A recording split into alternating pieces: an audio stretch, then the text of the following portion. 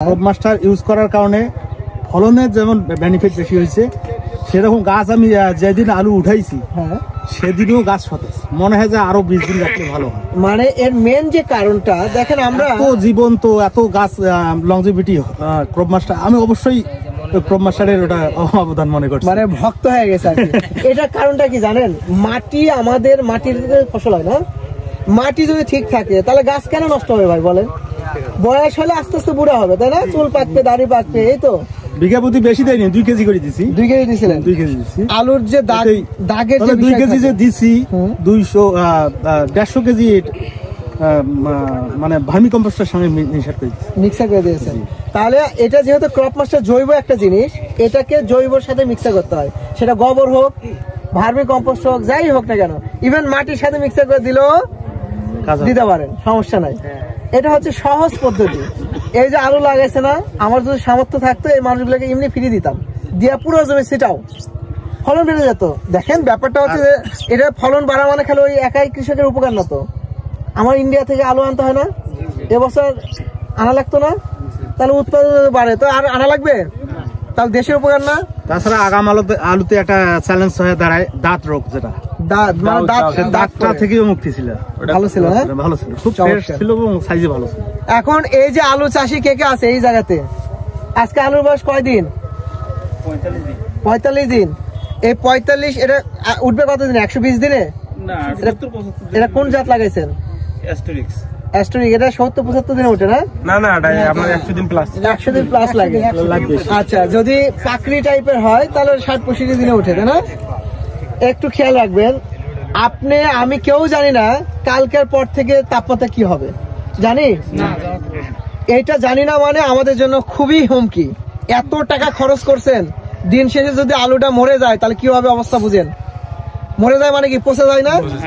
একবার মহামারী লাগে তখন ওষুধের দোকানে যায় তো সিরিয়াল দিবেন, ওষুধ দাও, ওই সময় দিয়ে লাভ হয়? দিন শেষে লস। আলুর আমাদের প্রেসক্রিপশন দেওয়া হয়েছে। মনির ভাই আছে এখানে? কই আপনার কাছে পাইছেন? কয়টা কৃষক এখানে ব্যবহার করছে আলুর প্রেসক্রিপশন? খালি এগ্রোয়ানের স্মার্ট মানুষজন গুলো, সুন্দর চেহারা মানুষগুলো ব্যবহার করবে, আর বাকিগুলো করবে না। না হবে, ধীরে ধীরে হবে। বেশি আমাদের মাধ্যমে যে একটু বেশি লম্বা, বেশি উঁচা, চশমা থাকবে তারা খালি ব্যবহার করবে? প্রত্যেকের ব্যবহার করতে হবে। উনি খালি গানি, আপনারা গানি না? তাহলে আপনার মাথা কই গেছে? এটাকে দিয়ে যাবো না, আপনাদেরকে দিয়ে যাবো আজকে। ফসলটা দেখিয়ে পরবর্তীতে হবে। আচ্ছা, হয়ে গেছে, ওগুলো দেখানো শেষ, এখন বাঁচতে হবে আপনাদের। এই আলুর প্রেসক্রিপশন মানে বুঝছেন? আলুর প্রেসক্রিপশন মানে কি? স্প্রে শিডিউল মানে কি জানি না। মুনির ভাই আছে তো নাকি? মুনির ভাইয়ের দায়িত্ব হচ্ছে, এখানে আমাদের অফিসার আছে না, হৃদয় সাহেব আছে। আচ্ছা, আমাদের এখানে ডিলার আছে মনির ভাই, ওনার দোকানে যা বলবেন, ভাই আমি কিচ্ছু বুঝি না, আমার আলু যেন ভালো থাকে, তোমরা একটু আমাকে এনে দেখো।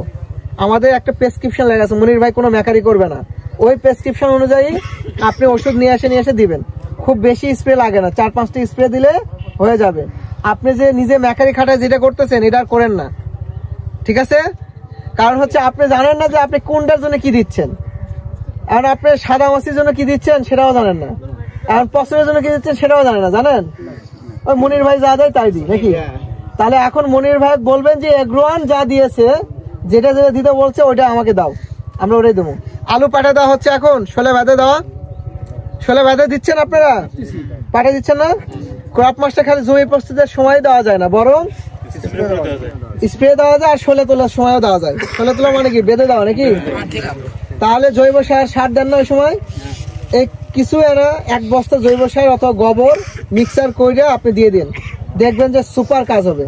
তাহলে এখন যারা বেঁধে দিবেন তারা বিঘা প্রতি 2 কেজি করে দিতে পারেন। হ্যাঁ, দ্বিতীয় বাদার সময় যাওয়া যাবে, দ্বিতীয় বাদে 1 কেজি দিন। হ্যাঁ, আর এক বাদা দিবেন না, আর এক বাদে 1 কেজি দিবেন, ঠিক আছে? বিঘা প্রতি 1 কেজি ওই বাঁধার সময় দিয়ে দিন,